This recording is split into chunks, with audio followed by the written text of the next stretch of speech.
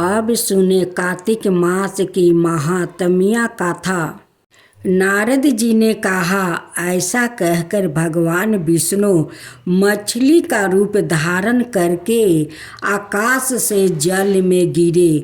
उस समय विंध्याचल पर्वत पर तप कर रहे थे महर्षि कश्यप। अपनी अंजलि में जल लेकर खड़े थे। भगवान उनकी अंजलि में जा गिरे। महर्षि कश्यप ने दया करके उसे अपने कमंडल में रख लिया। मछली के थोड़ा बड़ा होने पर महर्षि कश्यप ने उसे कुएं में डाल दिया। जब वो मछली कुएं में भी ना समा सकी तो उन्होंने उसे तालाब में डाल दिया। जब वो तालाब में भी ना आ सकी तो उन्हें उसे समुंदर में डाल दिया। वो मछली वहाँ भी बढ़ने लगी। फिर मस्त रूपी भगवान विष्णु ने इस शंखासुर का वध किया और शंखचूर को हाथ में लेकर वंदिरवन में आ गए। वहाँ उन्होंने संपूर्ण ऋषियों को बुलाकर इस प्रकार आदेश दिया, मुनीश्वर, तुम जल के भीतर बिखरे हुए वेद मंत्रों की खोज करो और जितनी जल्दी हो सके उन्हें सागर के जल से बाहर निकाल लाओ। तब तक मैं देवताओं के साथ प्रयोग में ठहरता हूँ। तब उन्हें तपोबल संपन्न महर्षियों ने जग और बीजों सहित संपूर्ण वेद मंत्रों का उद्धार किया। उनमें से जितने मंत्र जिस ऋषि ने उपलब्ध किया वही उन बीज मंत्रों का उस दिन से ऋषि माने जाने लगा।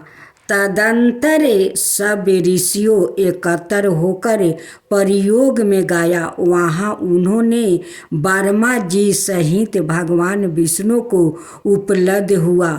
सभी वेद मंत्रों संपीड़ित कर दिया।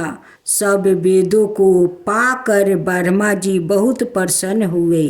उन्होंने देवताओं और ऋषियों के साथ प्रयोग में अश्वमेध यज्ञ किया।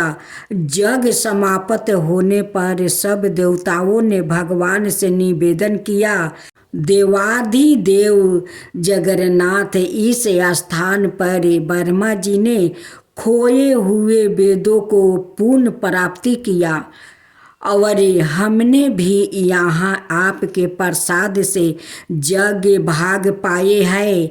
अत यह स्थान पृथ्वी पर सबसे श्रेष्ठ पुण्य की वृद्धि करने वाला एवं भोग और मोक्ष प्रदान करने वाला है। साथ ही यह समय भी महापुण्यमय और ब्रह्म घाती आदि ब्रह्मा पापियों की भी शुद्धि करने वाले हो और तय स्थान यहाँ दिया हुआ दान को यक्ष बना देने वाला भी हो, यह वर दीजिए।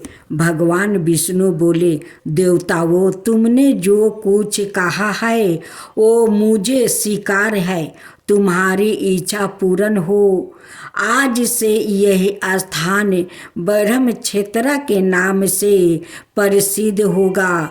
सूर्या वंश में उत्पन्ना राजा भगीरथ यहाँ गंगा को ले आएंगे और वो यहाँ सूर्या कन्या यमुना से मिलेगी। ब्रह्मा जी और तुम सब देवता मेरे साथ यहाँ निवास करो। आज से यह तीर्थराज के नाम से विख्यात होगा। तीर्थराज के दर्शन से तत्काल सब पाप नष्ट हो जाएगा। जब सूर्या मकर राशि में स्थिति होगे उस समय यहाँ स्नान करने वाले मनुष्य के सब पापों का यह तीर्थ नाश करेगा। यह काल भी मनुष्य के लिए सादा महान पुण्य फल देने वाला होगा। माघ में सूर्य के मकर राशि में स्थित होने पर यहाँ स्नान करने से सालों के आदि फल प्राप्ति होंगे। देवाधिदेव भगवान विष्णु देवताओं से ऐसा कहकर ब्रह्मा जी के साथ वही अंतर्ध्यान हो गए। तत्पश्चात इंद्रादि देवता भी अपने वंश से प्रयोग में रहते हुए वहाँ से अंतर्ध्यान हो गए। जो मनुष्य कार्तिक में तुलसी जी की जड़ के समीप श्री हरि का पूजन करता है वो इस लोक में संपूर्ण भोग का उपभोग करके अंत में वैकुंठ धाम को जाता है।